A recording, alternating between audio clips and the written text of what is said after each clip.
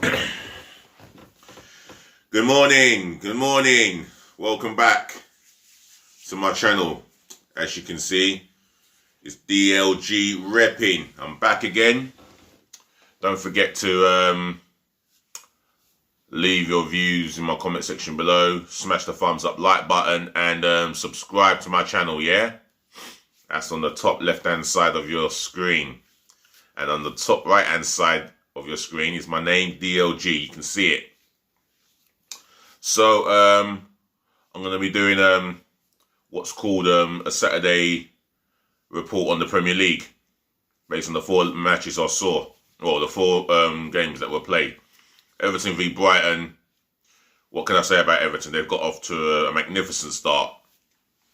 1-0 against Tottenham, 5-2 against West Brom, and a 2-1 win against Palace, and a 4-2. All right, they've conceded 5 Premier League goals. They've made up by scoring 6, 2, 8. They've scored a staggering 12 Premier League goals, and they're top of the Premier League. Carlo Ancelotti's doing a magnificent job with the boys. They've obviously bought into his philosophy. They know that he's a winner.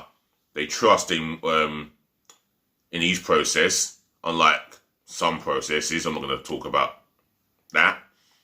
You know what? They're playing some magnificent football as well. I mean, Yeremina at the back, he was a colossus. James Rodriguez, he's going to be scoring loads of goals in that Premier League.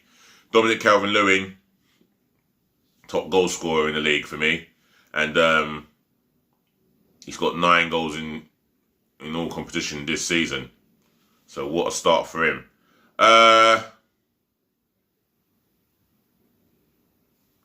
What can I say? Other than well done to Everton.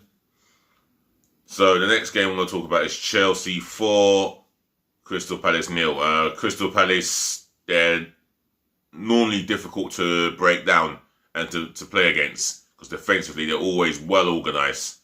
You know, 2 banks of 4 and leave a striker up top. But, well, at half-time they were in the interval at 0-0, and Sako made two key mistakes. One for the first goal, and I think there was another incident involving him when he tripped down Tammy Abraham.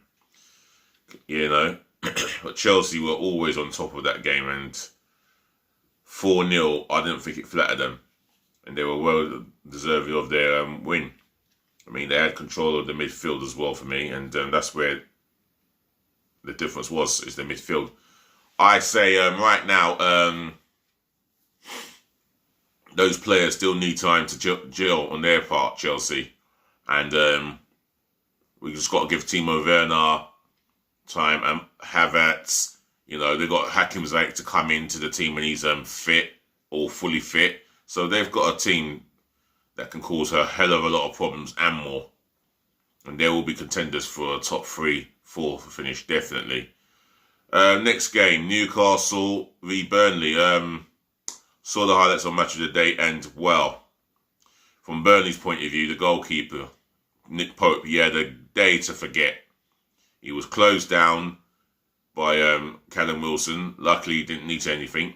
But for me, he played a ricket for Newcastle's 3rd goal, the penalty that was scored by Callum Wilson. I mean, he tried to control it, and he's obviously took his eye off the ball, and he's hit him in the shin.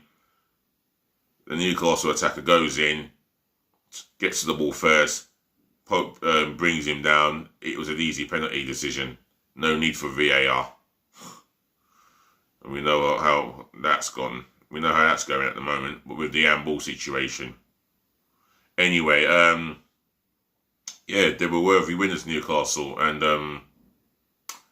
although they went 1-0 up, I thought Burnley did. Yeah, I thought Burnley responded well in the at the beginning of the second half, and they got a well-deserved equaliser. Well done, Westwood. Great strike. But again, Maximum had other ideas. He was outstanding. He caused them all ends of problem. That speed of his. And he set up the second for Callum Wilson, as well as scoring the first goal of that game. So 3-1 Newcastle. The other game, Leeds United won, Man City won. What a game. Leeds United were, for me, the better team. And they had the better of the chances. Man City, 20-odd shots on target, on goal, only 2 on target. Leeds, 12 on goal, 7 on target. They took the football to Manchester City. Alright? Despite the fact Manchester City didn't have they don't have an excuse for the fact that they don't have a striker. That's their business. Leeds United took the game to Manchester City, and another day, Leeds United could have won, and they deserved to win. They definitely deserved to win. They were in their faces. They showed Man City no respect. It was a fearless approach from Leeds United. They were absolutely magnificent. And big Marcelo Bielsa, you've got my utmost respect. If you didn't have it before, you've got it now. You've always had my utmost respect. You've managed in big jobs. I mean, Leeds United fans, remind me where Marcelo Bielsa have managed before, because he has been a breath of fresh air for you guys. And you guys could make it into the top 10, at least, without patronising, without, being disrespectful. I realistically believe you lot can actually make it into the top 10. You've taken football to Man City and Liverpool in the first 3 league games. That is something else. And you should have smashed Fulham 4-1. It shouldn't have been 4-3, but you got the job done in the end. But for me, yeah, you took the game to to Man City. Man City were disappointing in terms of the lack of goal activity on goal. And Ederson, for me, was their best player. Although it's a shame that he never got to keep his clean sheet because of a ricket that he made. One great goalkeeping at all. He flapped, the ball bounced off Mendy, who was atrocious all game. Or defensively, he's always been atrocious. And Rodrigo scores his first Premier League goal for 10 years. Congratulations on him. So, that concludes my roundup, and I hope you guys have a nice day. I'm going to wrap this up and say thank you to the ladies, to the gentlemen, to the boys, to the girls for tuning in. Thank you for watching, and thank you for listening. I'll be back this afternoon around 1 o'clock for Arsenal's team news for the game against Sheffield United. And I'll try and read at the substitution bench, the 7 Arsenal players who have made the substitution bench. And I am screaming at the top of my voice for the Arsenal board to back Arteta and complete the signing of Partey and Aouar at any cost. Stop the mucking about.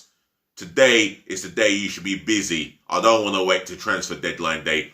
We should have had these 2 signings before the Liverpool game. But oh well, never mind. We just have to go with El Nene and Xhaka. That can't work. That's never worked in the Wenger reign, as I will well know. And that will never work in anyone's reign.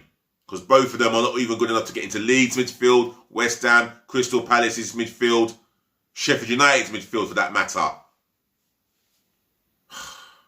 Anyway, I'm out of here. Enjoy your day. And I'll be back this afternoon. And I'll be back this evening as well. Laters.